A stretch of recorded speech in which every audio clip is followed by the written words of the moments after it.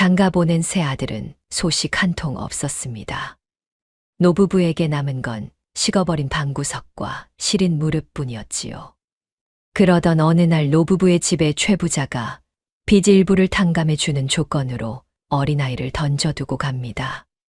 당장 풀칠하기도 바쁜 형편에 굴러들어온 불청객. 하지만 이 작은 아이는 달랐습니다. 산비탈을 헤매 꺾어온 들국화를 안기며 텅 빈 집안에 꽃향기를 채우고 고사리 손으로 땔감을 나르며 노부부를 도왔지요. 그러나 행복은 짧았습니다. 아이의 영특함을 알아챈 최 부자가 아이를 팔아 더 큰 돈을 벌기 위해 나타난 것입니다. 과연 이 가여운 아이와 노부부의 운명은 어떻게 될까요? 사연 시작 전 구독과 좋아요 눌러주시면 영상 제작에 큰 힘이 됩니다. 이야기 시작합니다. 옛날 옛적 조선의 어느 작은 고을에 강이라는 아이가 있었습니다. 아이의 아버지는 고을에서 이름난 선비였지요. 의로움을 목숨보다 무겁게 여기던 사람이었습니다. 그러나 바로 그 의로움이 재앙을 불렀지요. 고을 제1의 부자 최 씨와 한양의 높은 권세가가 손을 잡고 버려온 비리를 꼼꼼히 캐내다 결정적인 서찰 한 통을 손에 넣은 것이었습니다. 서찰에는 무고한 사람을 영모에 엮어 넣으라는 청탁이 선명하게 적혀 있었으니 그것이 세상에 드러나는 날 최 씨와 권세가 모두 목이 달아날 판이었지요. 그러나 손이 더 빠른 것은 그들이었습니다. 선비가 서찰을 들고 관하로 가려 하기도 전에 오히려 선비 자신이 영모의 수괴로 몰렸습니다. 포졸들이 집으로 들이닥치기 바로 하루 전 밤이었습니다. 선비는 모든 것이 끝났음을 직감하고 아내를 조용히 불렀지요. 바깥에는 찬 바람이 낙엽을 몰고 다녔고 방 안 등잔불은 새어드는 바람결에 가늘게 떨리고 있었습니다. 선비는 품속 깊이 품고 있던 서찰을 꺼내 아내의 손 위에 조심스레 올려놓았지요. 아내는 남편의 손이 차갑게 식어 있음을 느끼고 울음을 참으려 입술을 깨물었습니다. 이것만은 세상에 남겨야 하오. 당신이 살아남아야 이 억울함을 풀 수 있소. 아내는 고개를 끄덕였습니다. 말이 나오지 않았지요. 선비는 잠든 강희의 얼굴을 한참 내려다보다 아무 말 없이 방문을 닫고 마루에 홀로 앉았습니다. 그 밤이 얼마나 길고 깊었는지는 선비만이 알았을 것입니다. 이튿날 새벽 최 부자 집 하인들이 대문을 거칠게 두드렸습니다. 선비는 저항 한 번 없이 끌려나갔고 아내는 그 뒷모습을 마지막으로 두 눈 속에 새겼지요. 서찰은 이미 아내의 품 안 깊숙이 자리를 잡은 뒤였습니다. 서찰의 행방을 캐내려는 최 부자의 눈길은 곧 아내에게로 향했습니다. 아내 역시 최 부자 집종으로 잡혀 들어가게 되었지요. 그러나 최 부자의 손이 빠른 만큼 아내의 꾀도 만만치 않았습니다. 끌려오던 날 밤 아내는 일부러 강가로 달려가 서찰을 물에 던져버렸다고 울부짖으며 땅을 쳤지요. 최 부자의 부하들이 횃불을 들고 강물을 샅샅이 뒤졌으나 아무것도 건지지 못했습니다. 최 부자는 이를 갈면서도 결국 서찰은 강물에 쓸려 사라진 것이라 믿을 수밖에 없었지요. 몸수색의 손길이 멈추고 나서야 아내는 비로소 움직였습니다. 병이 깊어더는 버티기 어렵다는 것을 깨달은 날 밤 마지막 기력을 끌어모아 낡은 보따리 안감을 뜯고 후 서찰을 넣은 뒤 바늘로 꼼꼼히 꿰매 닫은 것이었지요. 그 무렵 최 부자 집의 늙은 하인 하나가 어두운 새벽 마당을 지나다 그 모습을 어렴풋이 엿보았습니다. 그러나 낡은 보따리를 수선하는 것이려니 여기고 그냥 지나쳤지요. 쫓겨날 처지가 되고 나서야 그 기억이 쓸모 있는 패가 될 수 있다는 것을 깨닫게 되는 것은 한참 뒤의 일이었습니다. 보따리를 다 꿰맨 아내는 강희를 조용히 불러 품에 안았습니다. 아이는 어미의 품에서 이상하리만치 뜨거운 열기를 느꼈지요. 이 보따리만은 절대 빼앗기지 말거라. 언젠가 세상에서 가장 높은 어른 앞에 서게 되면 그때 꺼내 보여라. 강희는 그 말이 무엇을 뜻하는지 알지 못했습니다. 다만 어미의 목소리가 평소와 달리 낮고 무겁다는 것만은 온몸으로 느꼈지요. 아이는 고개를 끄덕이고 보따리를 두 손으로 꼭 쥐었습니다. 그로부터 며칠이 지나지 않아 어미마저 세상을 떠났습니다. 강희 곁에는 이제 아무도 없었지요. 최 부자는 아이를 당장 거두기보다 여제 뒤를 내다보았습니다. 영모 가문의 자식이라도 영리하게 자라면 한양 높은 댁에 바쳐 단단한 줄 하나를 더 잡을 수 있었지요. 마침 빚이 밀려있던 판술이 떠올랐습니다. 아이를 맡아 키우는 대가로 빚의 일부를 탕감해 주겠다 했지요. 판술은 차마 거절하지 못했고 최 부자는 아이를 몇 해 뒤에 되찾을 생각으로 느긋하게 돌아섰습니다.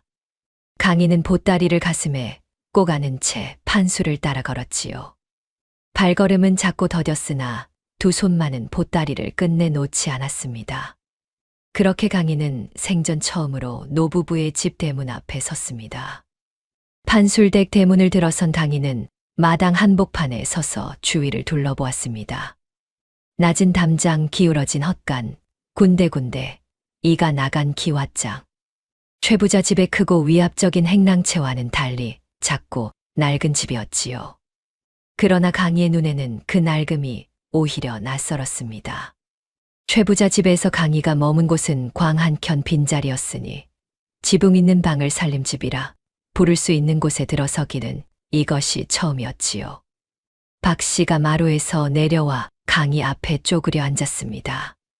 쭈글쭈글한 손을 내밀며 어서 들어오라고 했지요. 그러나 강희는 뒤로 물러섰습니다. 낯선 어른의 손길은 그 아이에게 언제나 위협이었습니다. 최 부자 집에서 어른의 손이 향하는 곳은 늘뺨이거나 등짝이었으니까요. 강희는 보따리를 가슴에 더욱 단단히 끌어안고 두 눈을 크게 떴습니다. 도망칠 곳을 재는 눈빛이었지요. 박 씨는 억지로 다가서지 않았습니다. 그저 일어서서 방문을 열어두고 부엌으로 들어갔지요. 강희는 한동안 마당에 서 있다가 슬금슬금 부엌 쪽으로 다가갔습니다. 부엌 안에서는 구수한 냄새가 새어나오고 있었지요. 배가 고팠습니다. 그러나 배보다 두려움이 컸습니다. 강희는 부엌 안을 기웃거리다 구석 쪽에 놓인 빈 뒤주를 발견했습니다. 뚜껑이 반쯤 열려 있었지요. 강희는 주위를 살피고는 소리 없이 뒤주 안으로 기어 들어갔습니다. 뚜껑을 조심스레 당겨 닫으니 어두컴컴하고 좁았지만 오히려 그 좁음이 안심이 되었습니다. 사방이 막혀 있으면 뒤에서 누가 다가올 일이 없었으니까요. 박 씨는 뒤주 안에서 들려오는 얕은 숨소리를 들었습니다. 모른 척했지요. 대신 뚝배기에 보리밥을 수북이 퍼 담고 된장국을 한 그릇 더 덜어 뒤주 앞에 소리 없이 내려놓았습니다. 수저도 가지런히 놓았지요. 그러고는 부엌을 나갔습니다. 뒤주 틈으로 희미한 빛이 새어 들어왔습니다. 강희는 한참을 기다리다 뚜껑을 살짝 들어 올렸지요. 아무도 없었습니다. 밥그릇에서 김이 모락모락 올라오고 있었습니다. 강희는 뒤주에서 반쯤 몸을 내밀어 밥그릇을 끌어당겼지요. 그리고 뒤주 안에 다시 웅크린 채 밥을 먹기 시작했습니다. 한 술 두 술 아이의 숨소리가 조금씩 느려졌습니다. 따뜻한 밥 기운이 뱃속으로 퍼져나가는 것을 강희는 눈을 감고 느꼈지요. 이렇게 따뜻한 밥은 처음이었습니다. 어미가 살아있을 때 먹던 밥도 이토록 따뜻하지는 않았던 것 같았습니다. 아니, 어쩌면 그때는 그 따뜻함을 모르고 먹었던 것인지도 몰랐지요. 보따리는 뒤주 안에서도 가슴에 얹혀 있었습니다. 강희는 한 손으로 수저를 쥐고 다른 한 손으로는 보따리를 꼭 붙들고 있었지요. 어미의 마지막 말이 귓가에서 맴돌았습니다. 무슨 뜻인지는 몰랐으나 그 말이 어미와 연결된 무언가라는 것만큼은 알고 있었습니다. 박 씨는 방에서 창호지 문 너머로 부엌 쪽을 바라보았습니다. 뒤주에서 들려오는 작은 소리가 밥을 먹는 소리라는 것을 알고 있었지요. 박 씨는 말없이 바느질 감을 무릎 위에 내려놓았습니다. 새 아들을 낳아 키우면서 한 번도 이런 마음이 든 적이 없었는데 싶었지요. 뭐라 이름 붙이기 어려운 감정이 가슴 한켠을 조용히 채웠습니다.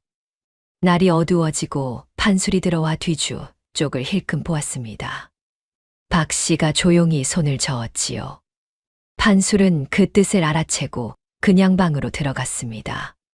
그날 밤 뒤주 안에서는 아무 소리도 들리지 않았습니다.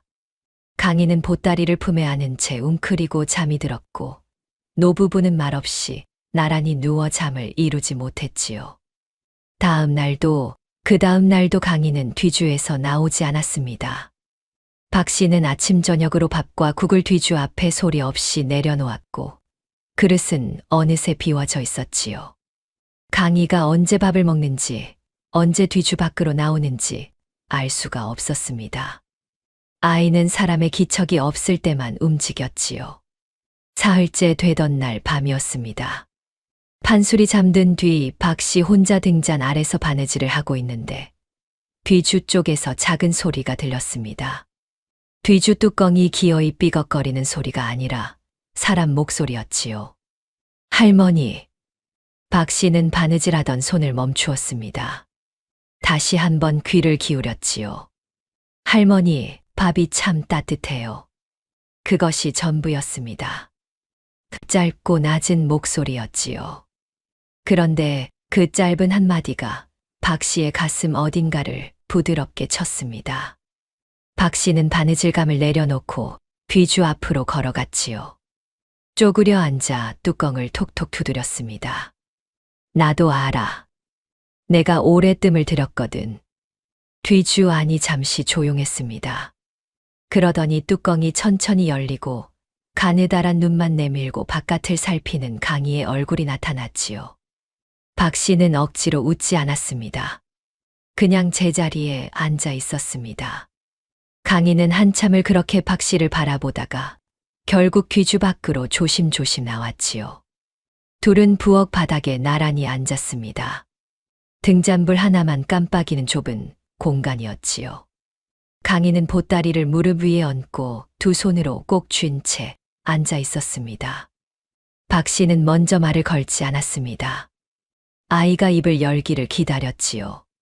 한동안 침묵이 흘렀습니다. 타닥타닥 등잔 심지가 타는 소리만 들렸지요. 그러다 강희가 천천히 입을 열었습니다.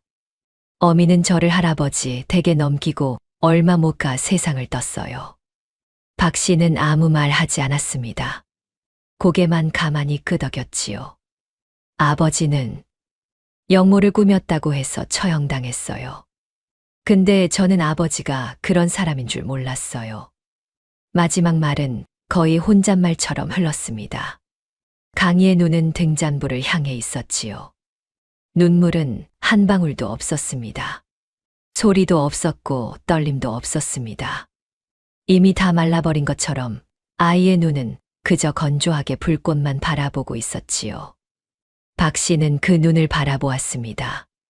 울 수 없어서 울지 않는 것이 아니라 이미 울 것을 다 울어버려서 눈물조차 나지 않는 눈이었지요. 그것이 더 아팠습니다. 어미를 잃은 슬픔, 아비를 잃은 공포, 짐승 취급을 받으며 지낸 날들. 어린 몸이 감당하기에는 너무 많은 것을 이 아이는 혼자 치러온 것이었습니다. 박 씨는 손을 뻗었습니다. 이번에는 강희가 뒤로 물러서지 않았지요. 박 씨의 거칠고 따뜻한 손이 강희의 작은 손 위에 얹혔습니다. 두 사람은 그렇게 한참을 말없이 앉아 있었지요.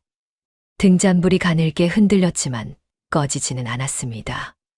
그날 밤 이후로 강희는 뒤주 밖에서 잠을 자기 시작했습니다. 방 한켠 구석에 등을 기대고 앉은 채로였지만 그것만으로도 아이에게는 적지 않은 변화였지요. 보따리는 여전히 품에 안고 있었습니다. 박 씨는 그 모습을 보고 따로 이불 한 채를 꺼내 아이의 어깨 위에 조용히 덮어주었지요.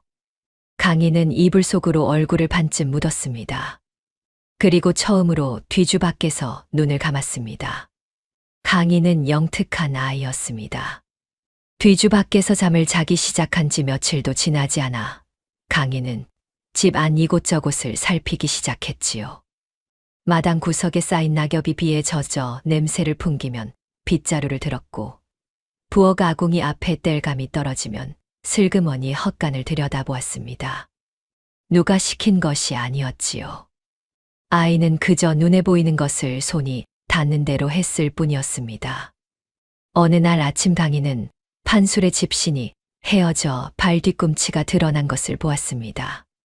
판술은 그런 것을 별로 개의치 않는 사람이었지요. 그러나 강희는 아무 말 없이 헛간에서 지푸라기를 꺼내 들었습니다. 집신을 새로 삼는 것은 어렵다는 것을 알았으니 헤어진 부분을 집 한 줌으로 보강하여 다시 신을 수 있게 만들었지요. 아침 나절 내내 쪼그려 앉아 끙끙거린 끝에 완성된 집신을 판술의 방 앞에 가지런히 놓았습니다. 판술은 방문을 열고 나오다 집신을 발견하고는 한참을 내려다보았지요. 강희는 이미 마당 저쪽에서 마른 풀을 긁어 모으고 있었습니다. 박 씨의 손이 심하게 트고 갈라진 것도 강희는 놓치지 않았습니다. 어느 저녁 강희는 뒷산 쪽 숲에서 잣나무 껍질을 조금 벗겨다 아궁이 옆에서 달군 뒤 기름기를 짜내어 박 씨의 손에 조심스레 발라주었지요. 박 씨는 깜짝 놀라 손을 빼려 했으나 강희가 두 손으로 꼭 쥐고 놓지 않았습니다. 박 씨는 그만 피식 웃고 말았지요. 그보다 더 놀라운 일은 들국화 사건이었습니다. 어느 날 오후 박 씨가 빨래를 개다가 무심결에 중얼거렸지요. 참, 들국화가 피었을 텐데. 저 산비탈의 가을마다 지천으로 피더니. 혼잣말이었습니다. 강희가 들었는지 못 들었는지 확인하지도 않았지요. 그런데 이튿날 아침 강희가 한 떼기 진 들국화를 두 손 가득 안고 돌아왔습니다. 산비탈을 혼자 다녀온 것이었지요. 발에는 흙이 잔뜩 묻어 있었고 덩굴에 긁힌 자국이 손등에 서너 군데 나 있었습니다. 그러나 강희는 그것이 아픈지도 모르는 듯 들국화를 박 씨에게 내밀었지요. 할머니 좋아하시는 거라고 하셔서요. 박 씨는 받아든 들국화를 한참 바라보았습니다. 장가간 아들 셋이 있었지만 어미의 말 한마디를 기억해 꽃 한 송이 꺾어 온 적은 없었지요. 그 생각이 드는 순간 박 씨는 어쩐지 눈시울이 뜨거워지는 것을 느꼈지만 강희 앞에서 그럴 수 없어 얼른 고개를 돌렸습니다. 판술도 이 모든 것을 보고 있었습니다. 내색은 하지 않았지요. 그러나 아이가 하는 일 하나하나가 눈에 밟혔습니다. 최 부자에게 빚독촉을 받으며 살아온 세월 동안 판술의 어깨는 늘 무거웠습니다.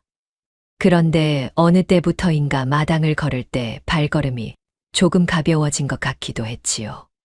강희가 들어온 뒤로였습니다. 어느 날 밤이었습니다. 박 씨가 이미 잠든 뒤 판술은 잠이 오지 않아 방문을 열고 마루에 나와 앉았지요. 방 한켠에 강희가 이불을 덮고 자고 있었습니다. 달빛이 창호지를 통해 희미하게 들어와 아이의 얼굴 위에 얹혀 있었지요. 강희는 자면서도 보따리를 가슴에 안고 있었습니다. 처음 온 날부터 지금까지 한 번도 그 보따리를 놓은 적이 없었지요. 판술은 한참을 그 얼굴을 내려다보았습니다. 눈두덩이 약간 부은 것은 낮에 땔감을 해오다 연기를 마신 탓이었지요. 얼마나 부지런히 움직였으면 잠에 든 얼굴이 저렇게 평화로울까. 판술은 스스로도 모르게 긴 숨을 내쉬었습니다. 그리고 아무에게도 들키지 않게 조용히 방문을 닫았지요.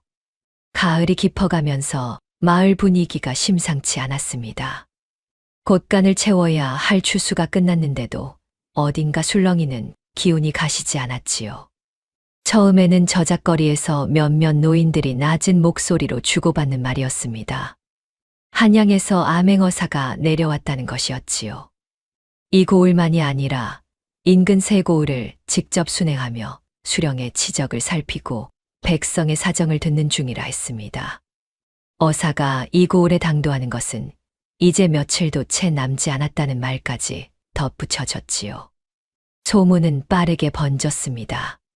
최 부자에게 시달리던 이들에게는 그 이름 석자만으로도 숨통이 트이는 것 같은 말이었고 반대로 무언가 숨길 것이 있는 자들에게는 밤잠을 설치게 만드는 소식이었지요.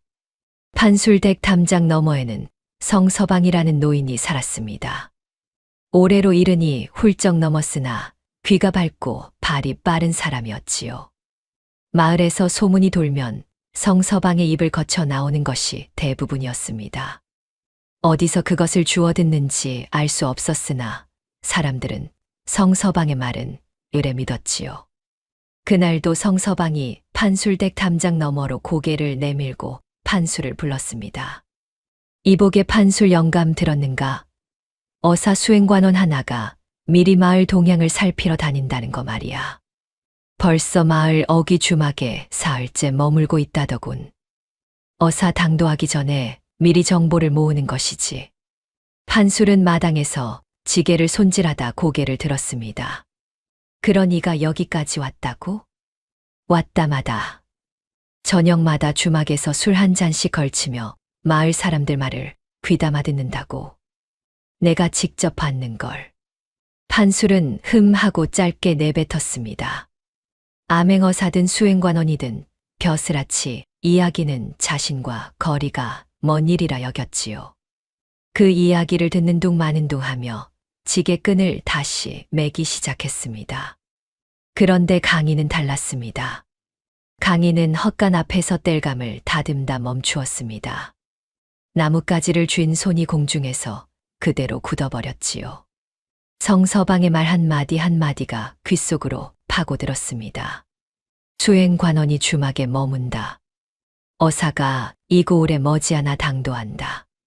강희의 눈이 가만히 빛났습니다. 어머니의 마지막 말이 다시금 떠올랐지요. 언젠가 세상에서 가장 높은 어른 앞에 서게 되면 그때 꺼내 보여라. 서찰이 무엇인지 강희는 아직 몰랐습니다. 보따리 안에 무엇이 들어있는지 당시의 어린 강희는 알 수 없었지요. 다만 어미의 목소리가 그 말을 할 때 얼마나 무겁고 단단했는지는 세월이 흘러도 잊히지 않았습니다. 강희는 아무 말도 하지 않았습니다. 다시 땔감을 다듬기 시작했지요.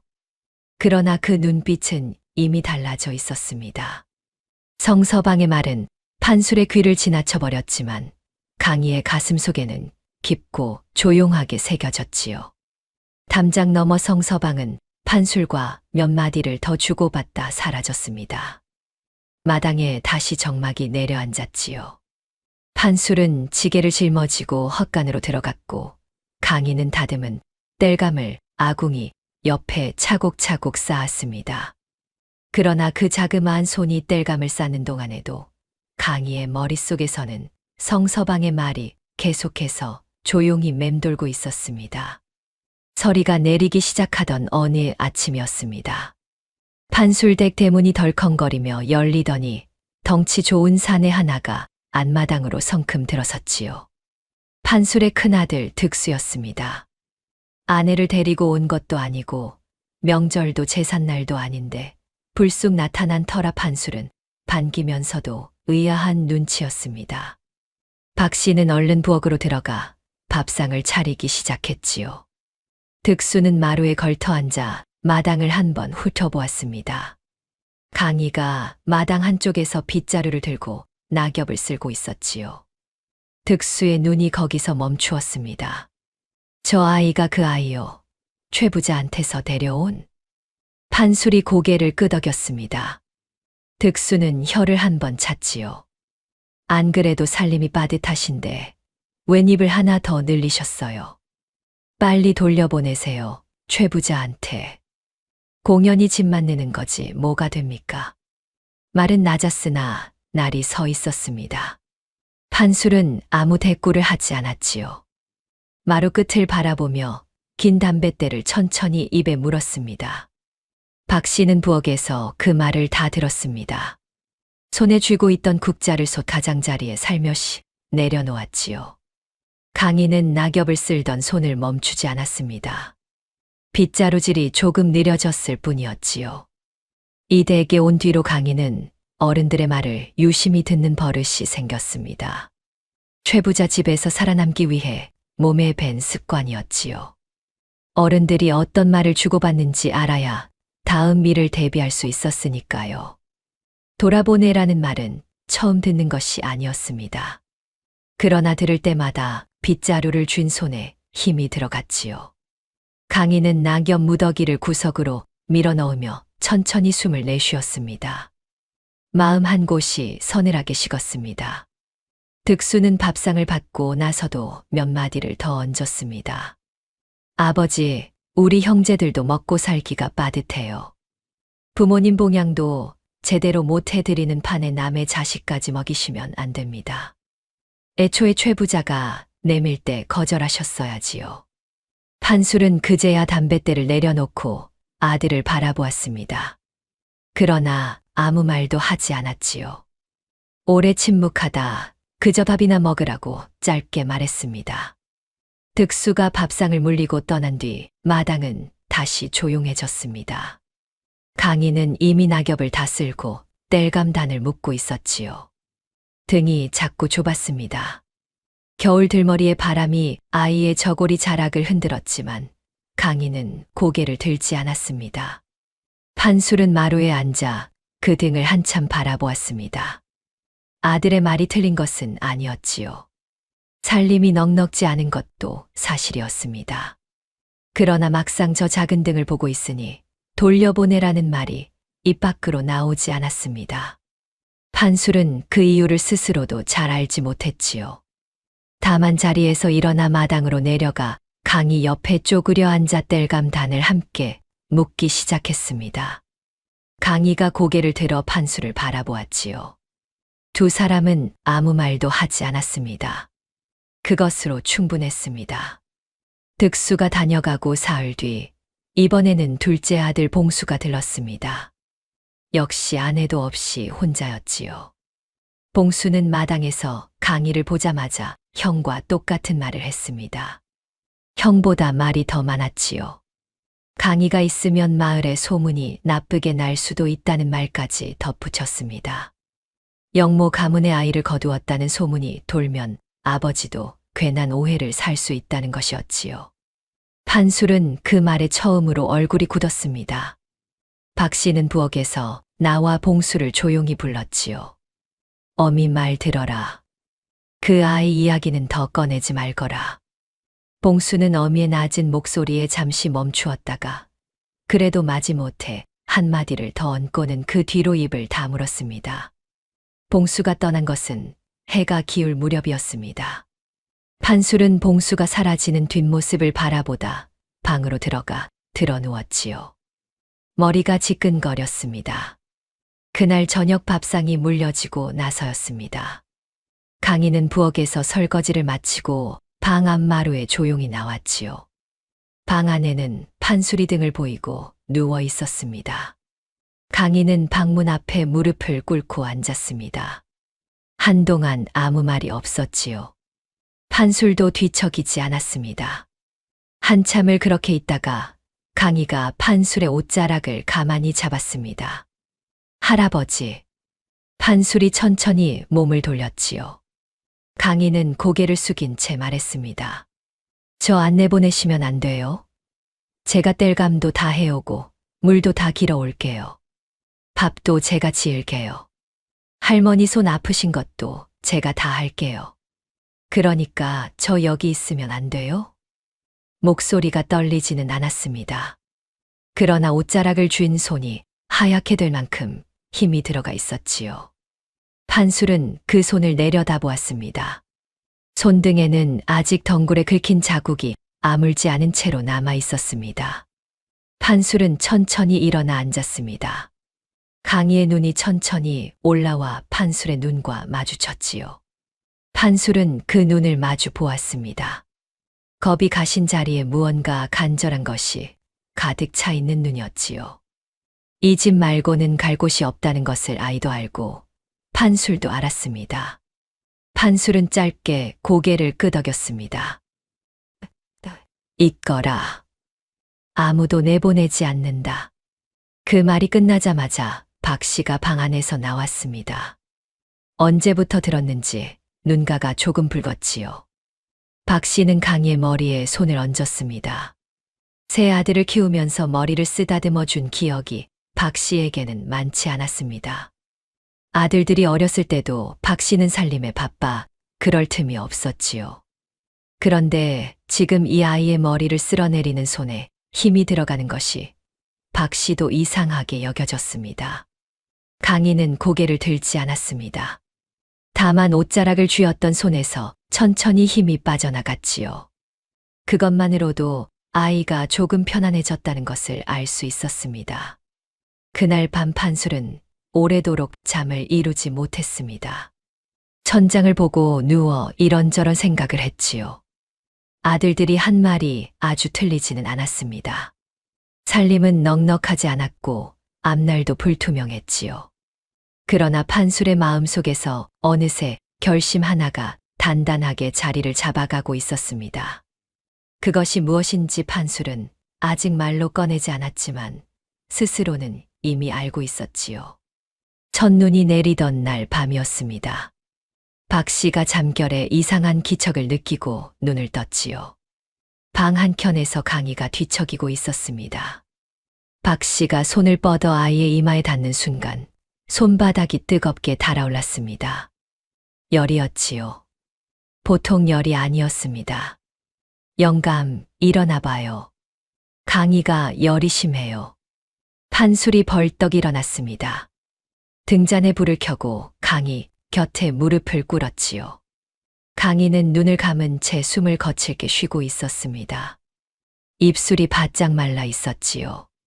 판술은 우물로 달려갔습니다. 한겨울 새벽 우물은 얼음장처럼 차가웠지요. 두레박을 내려 물을 깃고 수건을 적셔 들어오니 손이 고바 감각이 없었습니다. 그러나 개의치 않았지요. 박 씨는 이미 약재단을 꺼내 아궁이에 불을 지피고 있었습니다. 침침한 눈을 비벼가며 약재를 추려내는 손이 떨렸지요. 판술은 차가운 수건을 강희의 이마 위에 올렸습니다. 아이가 신음소리를 냈지요. 열이 너무 높아 헛소리를 하기 시작했습니다. 어미를 부르는 것 같기도 했고 알아들을 수 없는 말을 중얼거리기도 했지요. 판술은 수건이 미지근해질 때마다 우물로 나가 다시 적셔왔습니다. 한 번, 두 번, 세 번. 발이 시려도 멈추지 않았지요. 박 씨는 약탕기 앞을 지키며 불을 조절했습니다. 약재가 충분히 우러나도록 약한 불로 다리는데 박 씨는 공을 들였지요. 눈이 침침하여 불빛이 두 개로 보이는 것 같았지만 자리를 뜰 수 없었습니다. 그렇게 첫날 밤이 지났습니다. 그러나 열은 내리지 않았지요. 이튿날도 그 다음 날도 강희는 자리에서 일어나지 못했습니다. 노부부는 교대로 강희 곁을 지켰지요. 판술이 눈을 붙이는 동안 박 씨가 곁에 앉아 있었고 박 씨가 잠깐 쉬는 사이 판술이 이마를 짚어보았습니다. 사흘째 밤이 깊었습니다. 이날 밤 따라 눈발이 더 거세게 몰아쳤지요. 판술은 또 우물로 나가 수건을 적셔 오다가 대문 앞에서 잠시 하늘을 올려다보았습니다. 눈송이가 얼굴 위로 쏟아졌지요.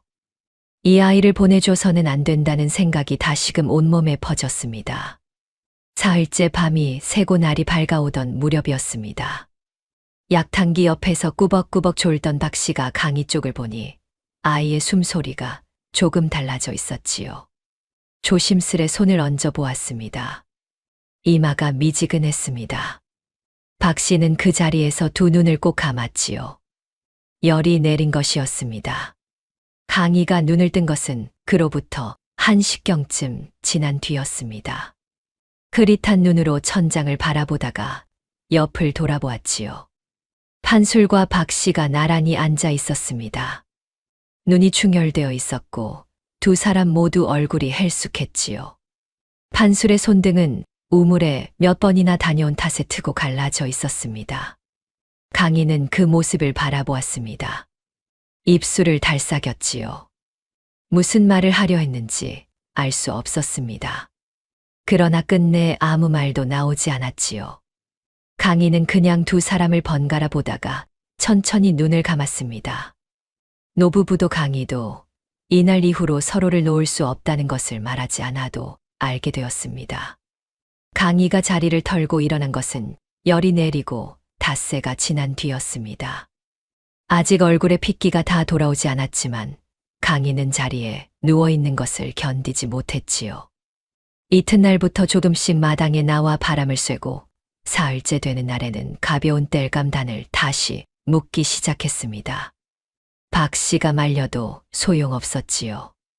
그 무렵 마을 사람들 사이에서 강희 이야기가 오가기 시작했습니다. 판술댁에 들어온 뒤로 그를 빠르게 익히고 무엇이든 한 번 보면 잊지 않는다는 소문이었지요.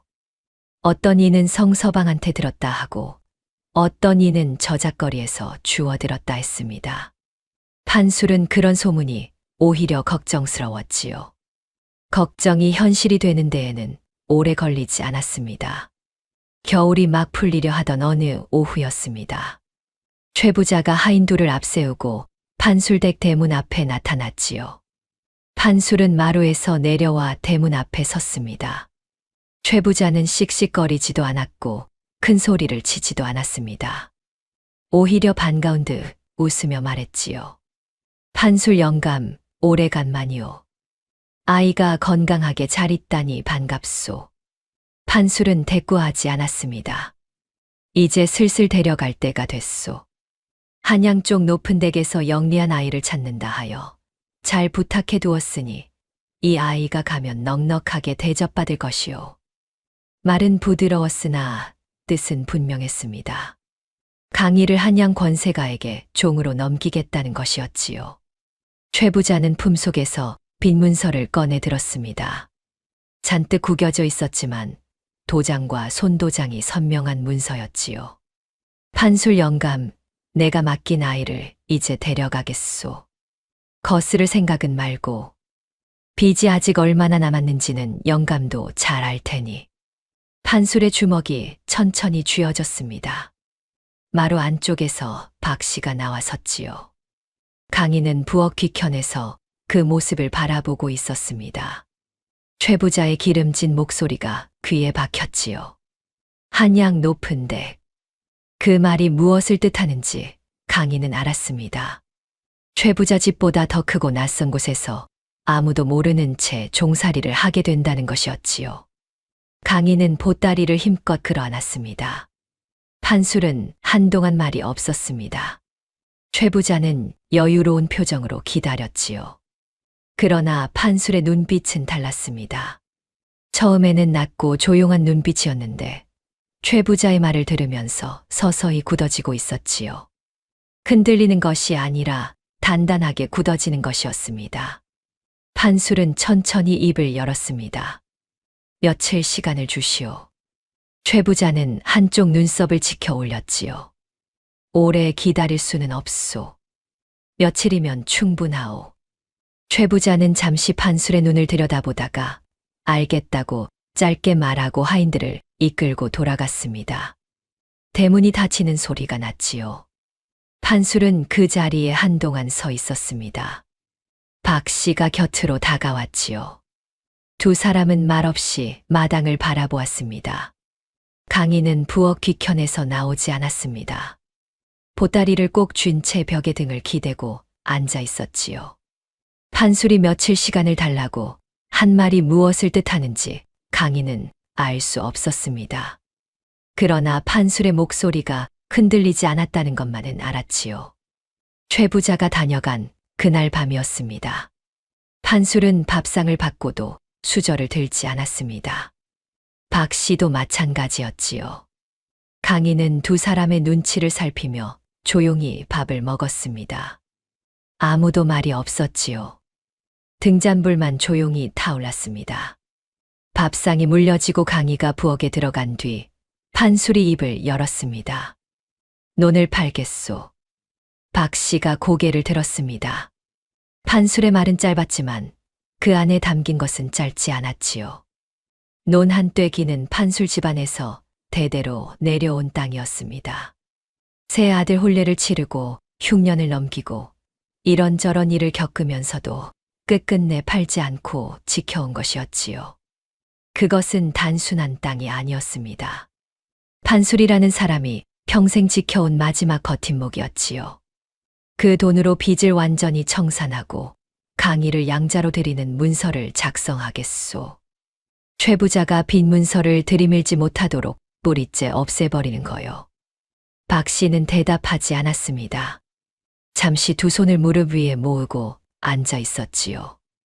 논을 팔면 남는 것이 없었습니다. 노부부가 나이 들어 기댈 것이 아무것도 없어지는 것이었지요. 아들들이 챙겨줄 것을 기대하기도 어려운 처지였습니다. 그것을 박 씨도 알고 있었지요. 그러나 박 씨의 눈앞에는 자꾸 강희의 손이 어른거렸습니다. 집신을 수선해 방 앞에 놓던 손, 박 씨의 갈라진 손에 기름을 바르던 손, 들국화를 두 손 가득 안고 산비탈에서 내려오던 손, 그리고 사흘 밤 열을 앓으면서도 보따리를 놓지 않던 손이었지요. 그러시지요. 박 씨의 대답은 짧았습니다. 그러나 흔들림이 없었지요. 판술은 그 말을 듣고 긴 숨을 내쉬었습니다. 밤새 잠을 이루지 못할 것을 알면서도 마음은 오히려 가라앉았지요.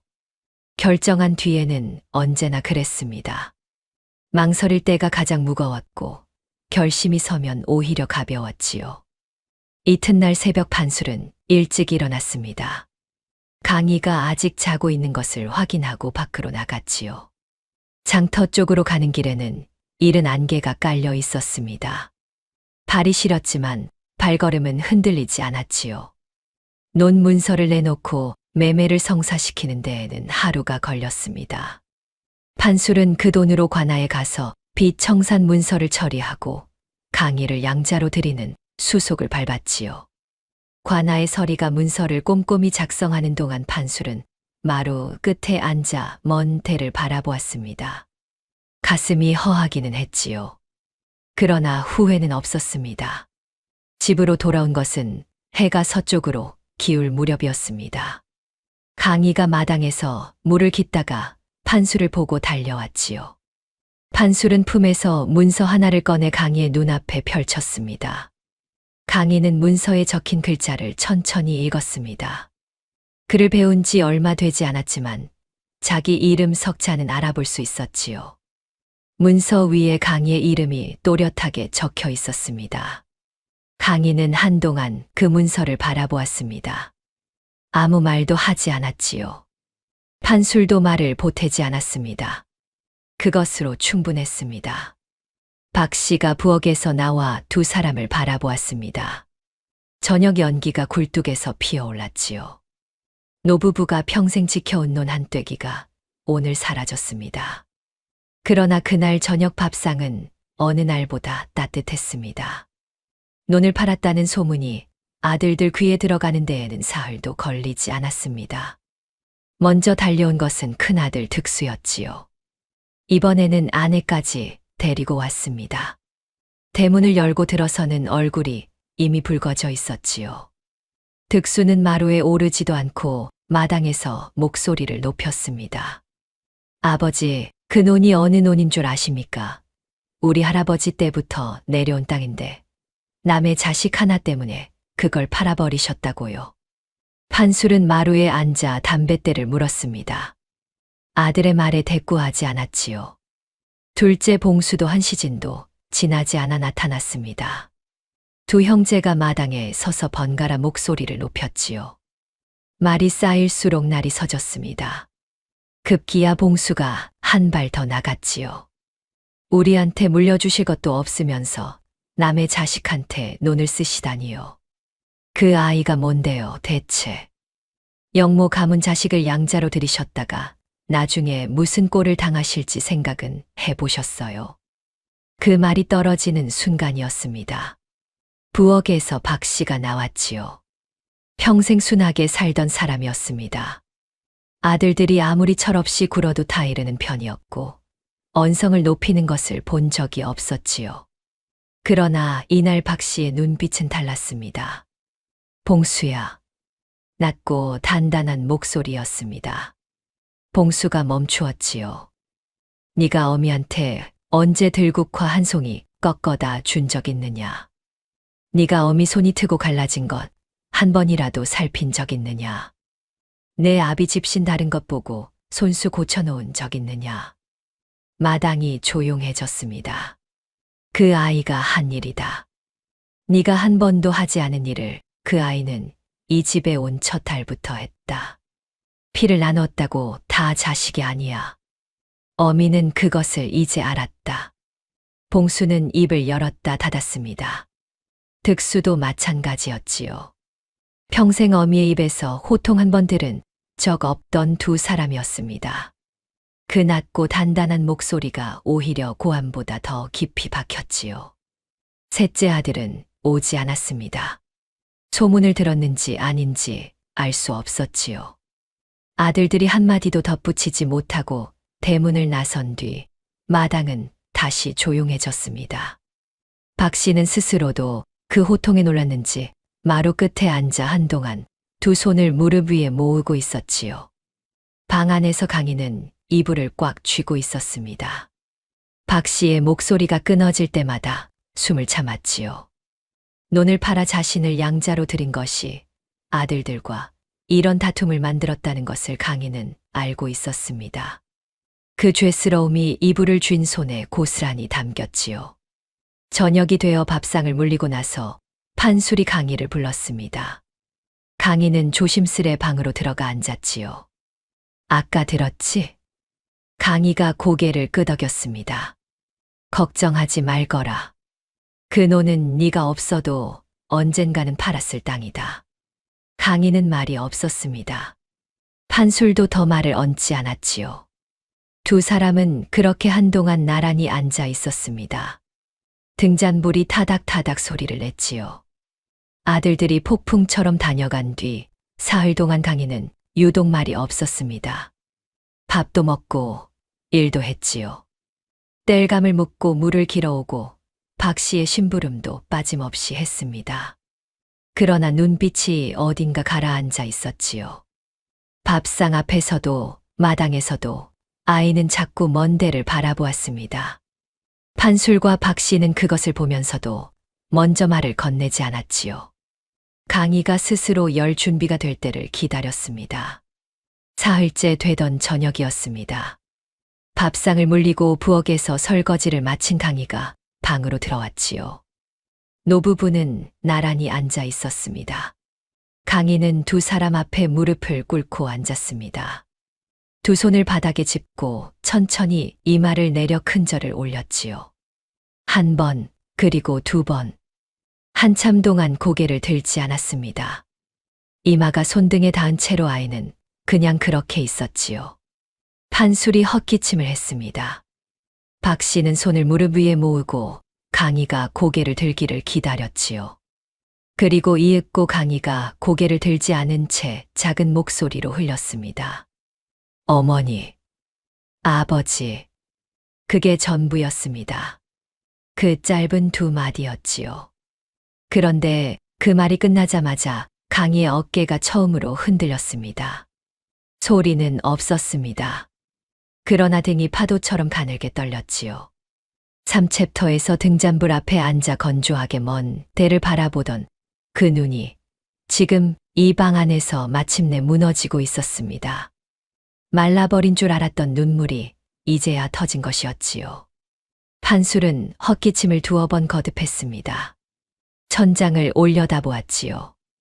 눈이 뜨거워지는 것을 감추려는 것이었지만 그리 잘 되지는 않았습니다. 박 씨는 아무 말 없이 앞으로 나아가 강희를 품에 끌어안았습니다. 세 아들을 키우며 품에 안아준 기억이 박 씨에게는 많지 않았지요. 아이들이 어렸을 때도 살림에 치여 그럴 틈이 없었습니다. 그런데 지금 이 아이의 떨리는 등을 두 손으로 감싸 쥐는 순간 박 씨의 손에 힘이 저절로 들어갔지요. 강희는 박 씨의 품에서 오래 울었습니다. 처음에는 소리도 없었는데 박 씨의 손이 등을 다독이는 것을 느끼면서 조금씩 소리가 새어나왔지요. 작고 낮은 울음이었습니다. 그러나 그 안에 얼마나 많은 것이 담겨 있었는지 방 안 공기가 그것을 고스란히 품었습니다. 판술은 자리에서 일어나 방문을 열고 마루로 나갔습니다. 바깥 찬바람을 쐬며 한동안 서 있었지요. 별이 많은 밤이었습니다. 판술은 소매 끝으로 눈가를 한 번 훔쳤습니다. 아무도 보지 않는 밤이었으니 그것으로 충분했지요. 방 안에서 울음소리가 잦아든 뒤 세 사람은 나란히 앉아 있었습니다. 강희는 눈이 퉁퉁 부어 있었지요. 박 씨는 아무 말 없이 차가운 물수건을 짜서 강희의 눈 위에 얹어 주었습니다. 판술은 담뱃대를 만지작거리다 내려놓았지요. 그날 밤 세 사람은 나란히 누워 잠을 잤습니다. 처음이었지요. 강희는 두 사람 사이에 누워 보따리를 가슴에 얹었습니다. 오래도록 잠이 오지 않았지요. 그러나 그것은 두려움 때문이 아니었습니다. 난생 처음 이 집이 자신의 집이라는 것이 온몸으로 느껴지는 밤이었기 때문이었지요. 봄이 오고 있었습니다. 처마 끝 고드름이 낮 동안 녹아 물방울을 떨어뜨렸고 마당 구석 흙틈으로 이름 모를 풀이 고개를 내밀기 시작했지요. 강희는 그 풀을 보고 박 씨를 불렀습니다. 박 씨는 쪼그려 앉아 한참을 들여다보더니 쑥이라고 했지요. 두 사람은 나란히 앉아 쑥을 조심스레 캤습니다. 그날 저녁 박 씨는 강희의 낡은 보따리를 꺼냈습니다. 전 이곳저곳이 헤어지고 실밥이 터진 곳도 있었지요. 겨울 내내 강희가 품에 안고 자는 바람에 더욱 낡아 있었습니다. 박 씨는 등잔 아래서 바늘을 꺼내 보따리를 꿰매기 시작했지요. 한 땀 두 땀 꿰매다가 안감 쪽에 이르렀을 때였습니다. 바늘이 무언가에 걸렸지요.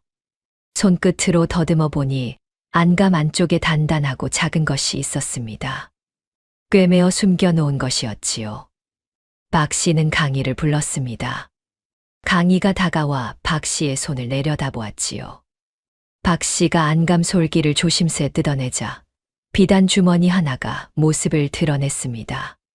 손가락 두 마디 길이의 작은 주머니였지요. 비단은 세월의 빛이 발았지만 단단히 여며져 있었습니다. 강희는 그것을 손에 쥐는 순간 온몸이 굳었습니다. 어머니의 목소리가 귓속에서 울렸지요. 이 보따리만은 절대 빼앗기지 말 거라.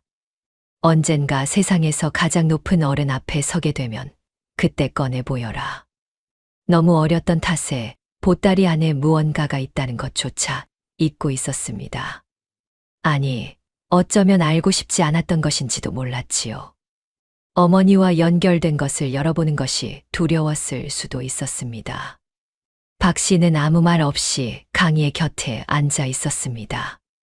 강희는 손이 떨리는 것을 느끼면서 비단 주머니의 여밈을 조심스레 풀었지요. 안에는 두꺼운 종이 한 장이 접혀 들어 있었습니다. 강희는 그것을 펼쳐 들었지요. 등잔 불빛 아래서 글자들이 또렷하게 모습을 드러냈습니다. 글씨를 다 읽어 내려가는데 한참이 걸렸습니다. 강희는 한 글자 한 글자를 천천히 짚어 가며 읽었지요. 서찰에는 최부자가 한양의 높은 권세가에게 무고한 사람을 영모에 엮어달라고 청탁하는 내용이 빼곡히 적혀 있었습니다. 수신인의 관직 인장이 겉봉에 선명하게 찍혀 있었지요.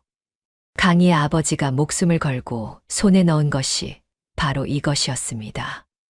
이 서찰 하나 때문에 아버지가 영모로 몰려 처형당했고 어머니는 종살이를 하다 세상을 떴지요. 강희는 서찰을 든 채 오래 앉아 있었습니다. 박 씨는 그 옆에서 말없이 강희의 어깨를 지켜보았지요. 이윽고 강희가 입을 열었습니다. 목소리는 낮고 조용했지요. 어사또께 이것을 전해야 합니다. 박 씨가 강희를 바라보았습니다. 성서방 어르신이 말씀하셨잖아요. 수행관원이 주막에 머문다고요. 강희는 그날 밤부터 성서방의 집 담장을 넘어 주막으로 가려 했습니다. 그러나 최부자가 빚독촉을 핑계로 보름 가까이 하인을 판술댁 어귀에 붙여 두고 있었지요.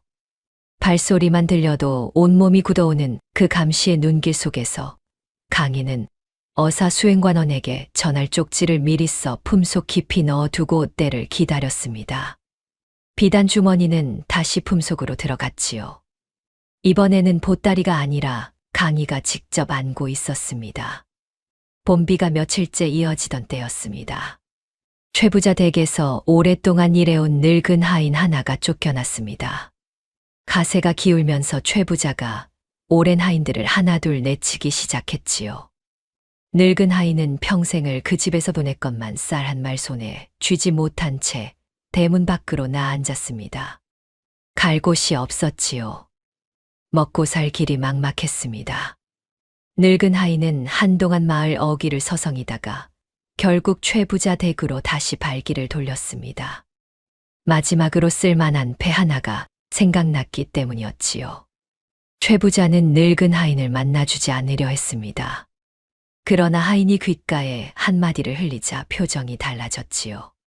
강희 어미가 죽기 직전 어두운 새벽에 낡은 보따리 안감을 뜯어내고 안에 무언가를 꿰매 넣는 것을 보았다는 것이었습니다. 대수롭지 않게 여기고 지나쳤는데 이제 생각해보니 수상한 일이 아니냐고 했지요. 물론 그 기억이 쓸모 있는 패가 될 수 있다는 것을 깨달은 것은 쫓겨나고 나서였지만 그 사실은 입 밖에 내지 않았습니다. 최부자의 두 눈이 번뜩였습니다. 물에 던졌다고 믿었던 서찰이 살아있을지도 모른다는 생각이 드는 순간 지난 세월의 안도가 한꺼번에 공포로 뒤집혔지요. 강가에서 울부짖던 그 여인의 연기였다면 서찰은 지금도 어딘가에 있다는 뜻이었습니다. 그리고 그것이 누군가의 손에 있다면 자신의 목이 달아나는 것은 시간 문제였지요. 최부자는 관하로 달려갔습니다. 영모 가문의 증표를 훔쳐간 도적이 있다고 고했지요. 증거를 들이밀며 수색을 요청했습니다. 관하 수령은 최부자의 손길이 닿아 있는 자였으니 포졸들을 내어주는데 오래 걸리지 않았지요. 포졸들이 판술댁 대문을 두드린 것은 이른 저녁이었습니다. 판술은 마루에서 일어나 대문을 열었지요. 최부자가 포졸들 뒤에 서 있었습니다. 씩 웃는 얼굴이었습니다. 판술은 박 씨와 눈을 마주쳤습니다. 두 사람 사이에 말은 없었지만 뜻은 통했지요. 박 씨가 강희를 부엌으로 데려가 뒤주 앞에 세웠습니다. 강희는 저항하지 않고 뒤주 안으로 들어갔지요. 판술과 박 씨는 마당으로 나와 자신들이 물건을 훔쳤다고 거짓으로 실토했습니다. 포졸들의 시선을 방과 곳간 쪽으로 끌기 위해서였지요. 포졸들이 방과 뒤주를 뒤지는 곤란한 틈을 타 강희는 뒤주 안에서 품속에 넣어두었던 쪽지를 꺼냈습니다. 뒤주 틈으로 바깥을 살폈지요.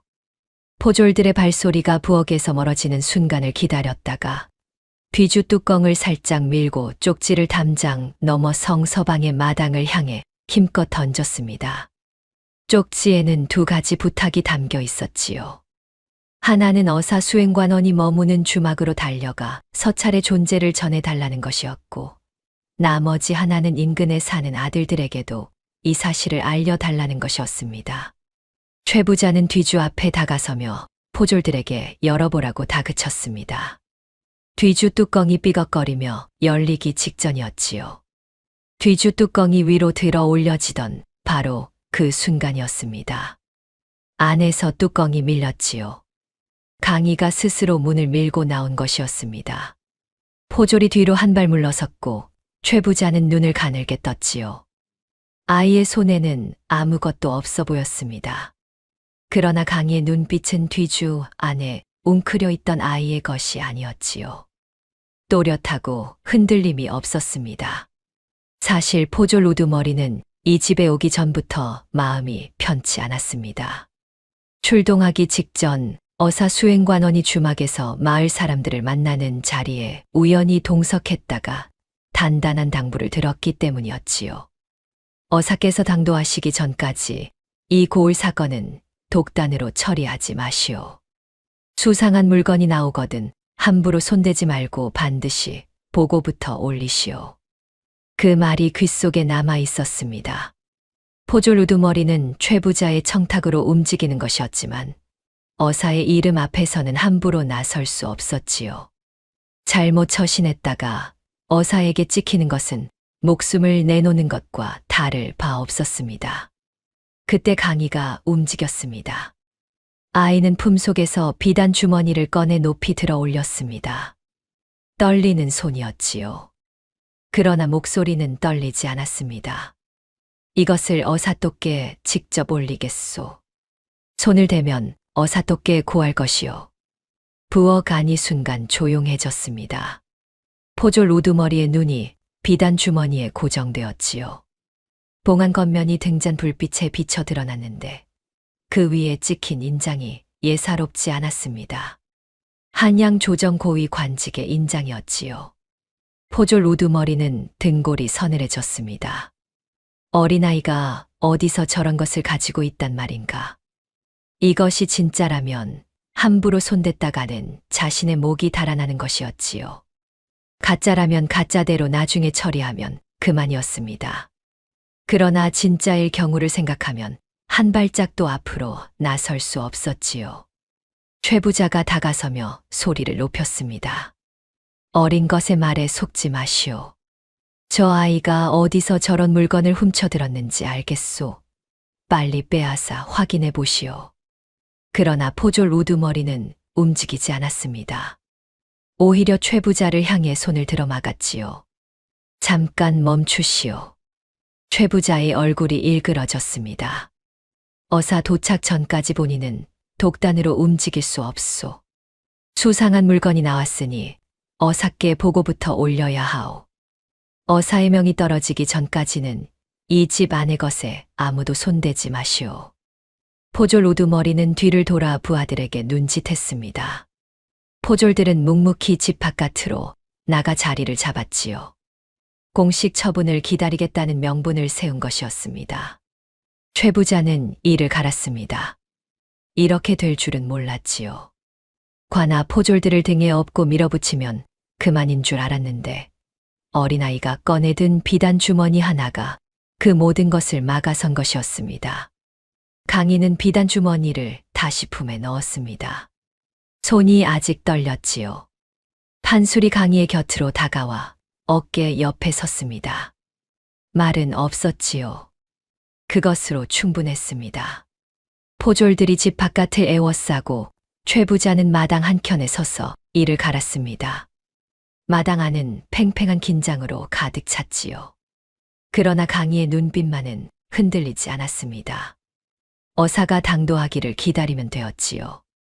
쪽지는 이미 성서방의 마당에 떨어져 있었습니다.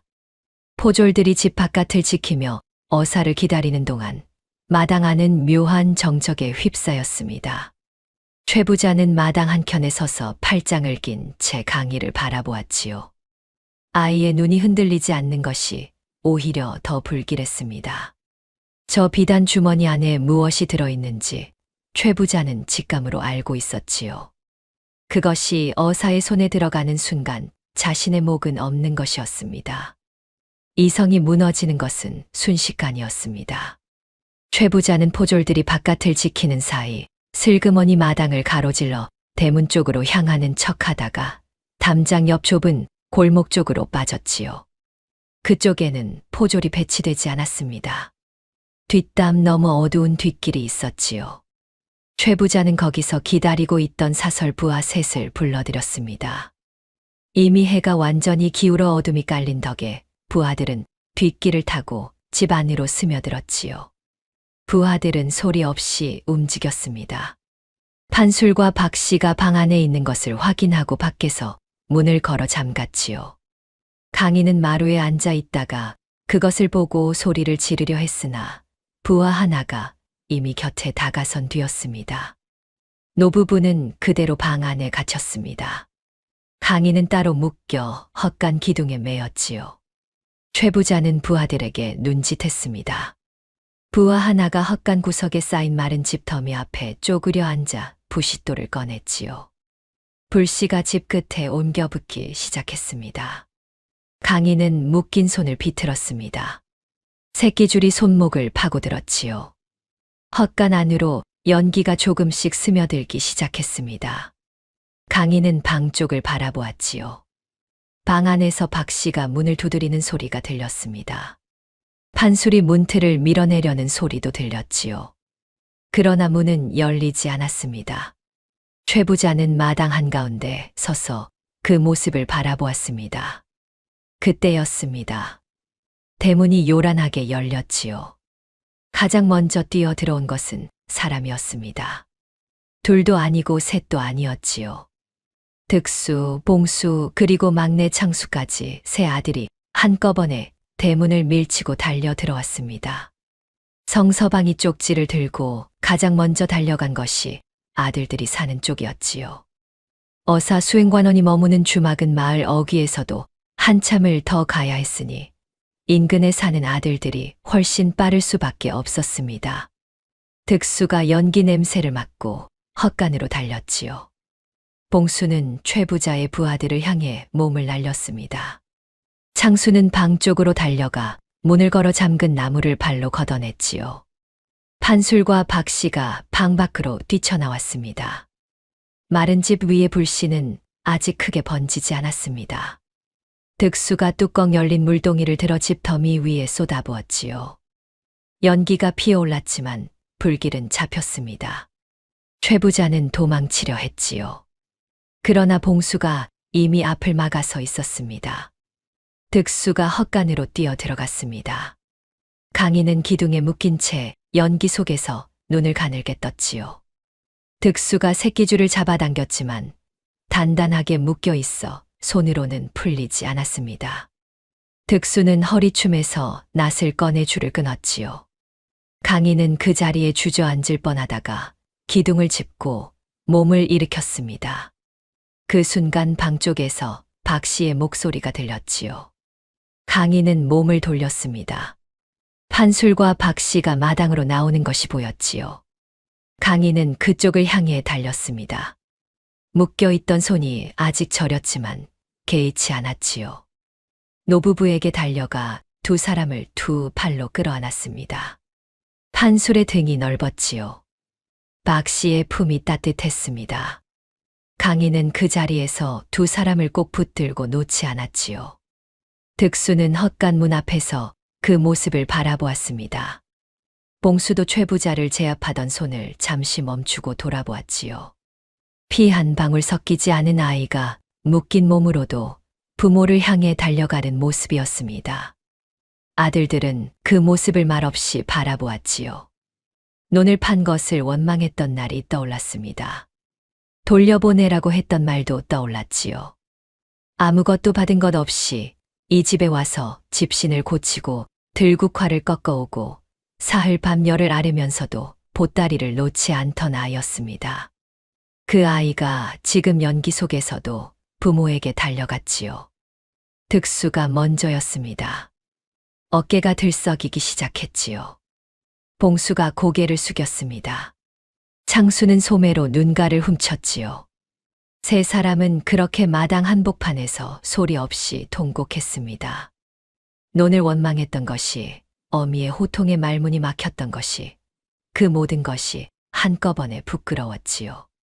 바깥을 지키던 포졸들이 소란을 듣고 대문을 밀치고 뛰어들어왔습니다. 최 부자의 부하들은 이미 봉수와 창수에게 제압되어 마당 바닥에 나앉아 있었지요. 포졸들은 상황을 살피고 부하들을 포박했습니다. 최 부자는 달아날 길이 막혀 마당 한켠에 주저앉았지요. 그리고 얼마 뒤였습니다. 성서방이 마을 어귀 주막으로 달려가 수행관원에게 사정을 고했고 암행어사가 수행원들을 이끌고 판술댁에 당도했지요. 어사는 마당을 한 번 둘러보고 포졸 우두머리에게 경위를 들었습니다. 그러고는 강희를 바라보았지요. 강희는 노부부의 곁에서 한 발 앞으로 나왔습니다. 두 손을 앞에 모으고 무릎을 굽혀 예를 올렸지요. 그러고는 천천히 품속에서 비단 주머니를 꺼내 두 손으로 받쳐 들었습니다. 소인의 아버지는 이 서찰 때문에 영모의 누명을 쓰고 처형당했습니다. 최 부자가 한양 권세가와 손을 잡고 무고한 사람을 영모에 엮은 증거이옵니다. 어사또께 직접 올리라는 것이 돌아가신 어머니의 마지막 말씀이었습니다. 목소리가 떨리지 않았습니다. 마당이 고요했지요. 어사는 비단 주머니를 받아들어 겉봉의 인장을 확인했습니다. 눈빛이 깊어졌지요. 수행관원에게 눈짓하여 최부자를 포박하게 했습니다. 최부자는 그 자리에서 무릎을 꿇었지요. 끝까지 소리를 질러보았지만 아무도 귀를 기울이지 않았습니다. 어사는 서찰을 봉하여 한양으로 급히 장계를 올리겠다고 했습니다. 강희 아버지의 억울한 누명이 공식적으로 풀리기 위한 첫걸음이 그렇게 시작되었지요. 달이 중천에 떠 있었습니다. 마당에는 연기 냄새가 아직 가시지 않았지요. 강희는 노부부 곁에 서서 하늘을 올려다보았습니다. 어머니가 마지막으로 손에 쥐어준 보따리가 오늘 밤 비로소 제 역할을 다했지요. 최부자가 압송된 뒤 마을은 한동안 술렁였습니다. 오랫동안 최부자의 눈치를 보며 숨죽이고 살던 사람들이 조금씩 고개를 들었지요. 최부자에게 부당하게 빼앗긴 것을 되찾겠다고 관할을 찾아가는 이들도 생겨났습니다.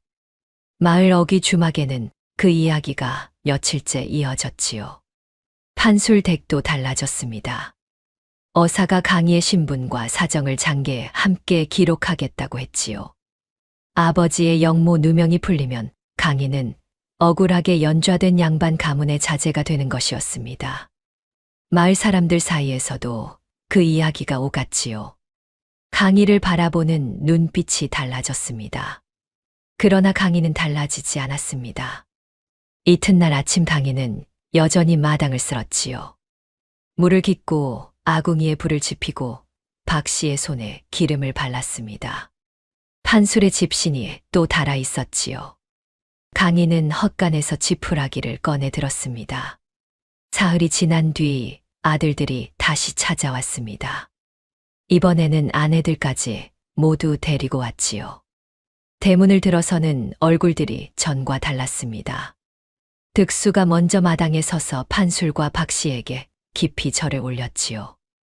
봉수와 창수도 그 뒤를 따랐습니다. 절을 마친 뒤 득수가 강희 앞에 섰습니다. 지난번엔 내가 잘못했다. 어미한테 들었던 말을 그때는 미처 몰랐어. 강희는 고개를 들어 득수를 바라보았지요. 봉수가 한쪽에서 헛기침을 했습니다. 앞으로 아우라고 불러도 되겠느냐? 그 말이 떨어지자 창수가 슬그머니 강희 옆으로 다가서며 어깨를 툭 쳤지요. 형들 앞에서 뭘 그리 굳어 있어. 아우 맞잖아. 강희는 잠시 세 사람을 번갈아 바라보았습니다. 그러고는 천천히 두 손을 앞에 모으고 예를 올렸지요. 형님들께 인사가 늦었습니다. 마루에 앉아있던 박 씨가 앞치마로 눈가를 훔쳤습니다. 판술은 담뱃대를 천천히 내려놓았지요. 저녁 밥상이 차려졌습니다. 오랜만에 큰 상이었지요. 며느리들이 부엌을 거들고 아들들이 마루에 나란히 앉았습니다. 강희는 판술 곁에 앉았지요. 밥상 앞에 여러 사람이 모여 앉은 것이 낯설어 자꾸 주위를 살피는 강희를 보고 창수가 옆구리를 쿡 찔렀습니다. 밥이나 먹어. 아우. 강희는 그 말에 고개를 숙이고 수저를 들었지요. 이 댁에 처음 온 날 밤 뒤주 안에서 홀로 먹던 밥이 생각났습니다. 그때도 밥이 따뜻하다고 생각했지요.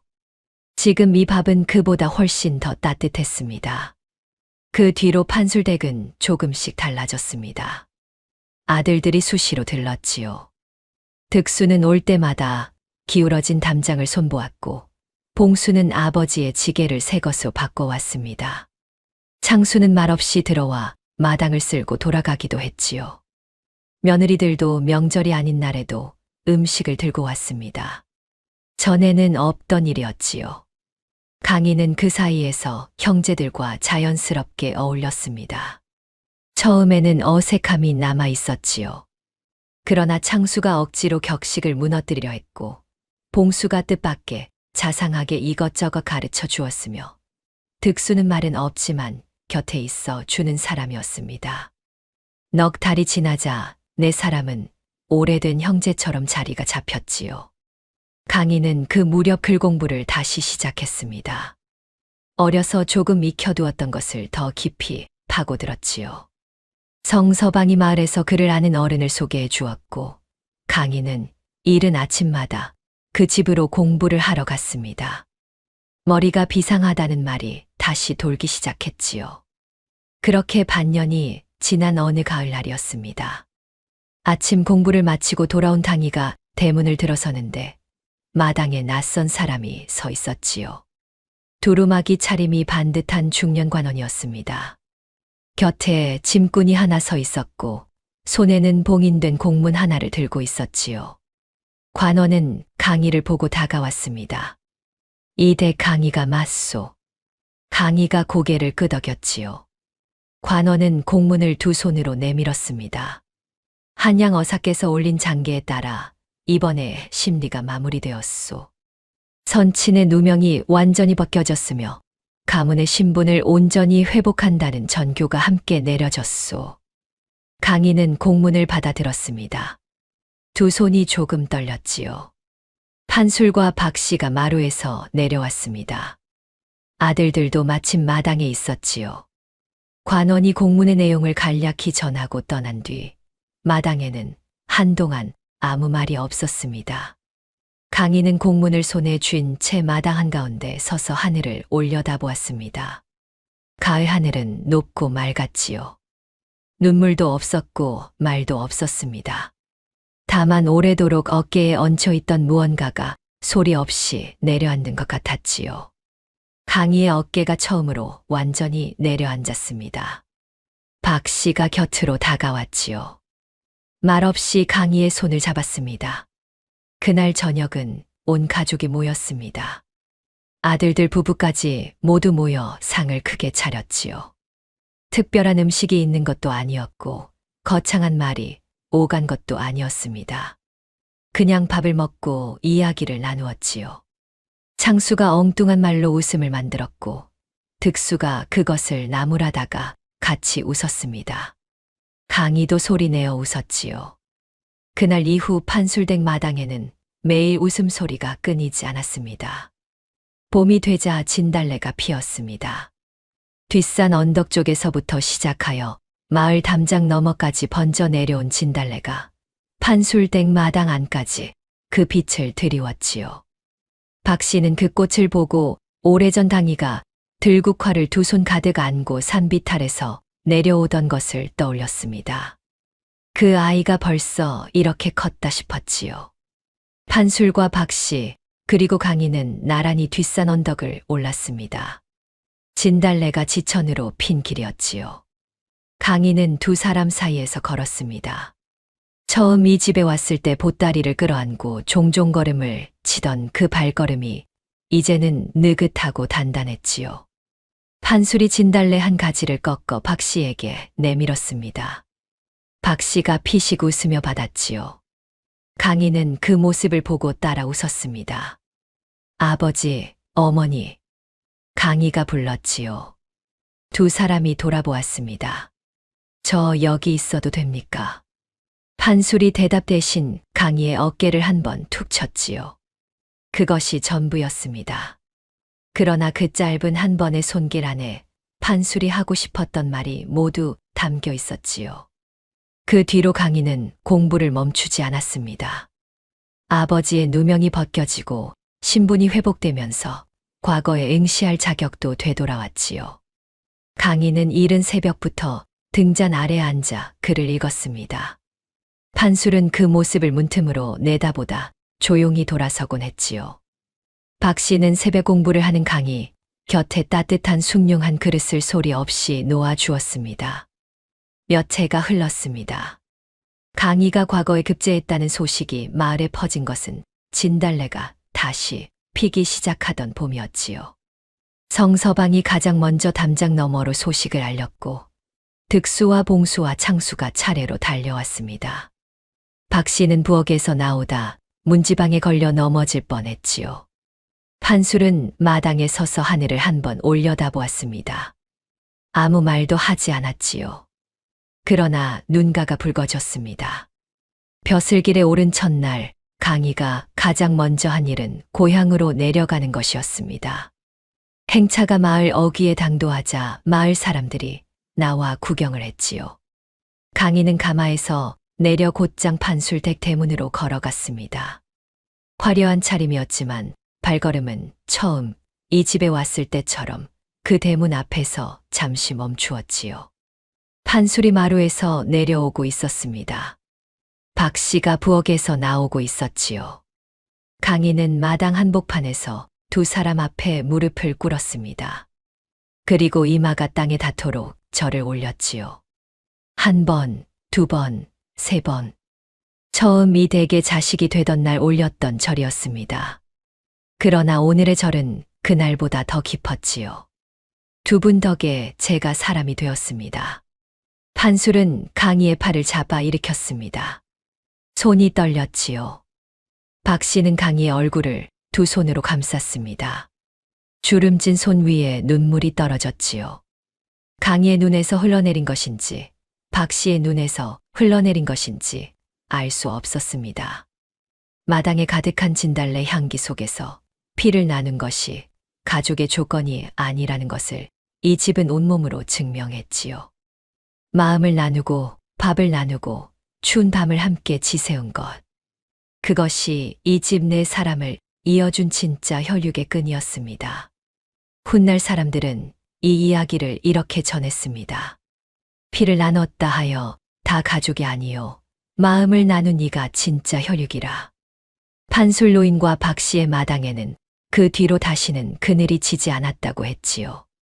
매일 웃음소리가 끊이지 않았고 해마다 봄이면 진달래가 누구보다 먼저 그 마당 안까지 내려와 피었다고 전해집니다. 다음 영상을 빠르게 만나보시려면 좋아요와 구독을 눌러주세요. 그럼 더 재미있는 영상으로 찾아뵙겠습니다. 모두 행복한 하루 보내세요.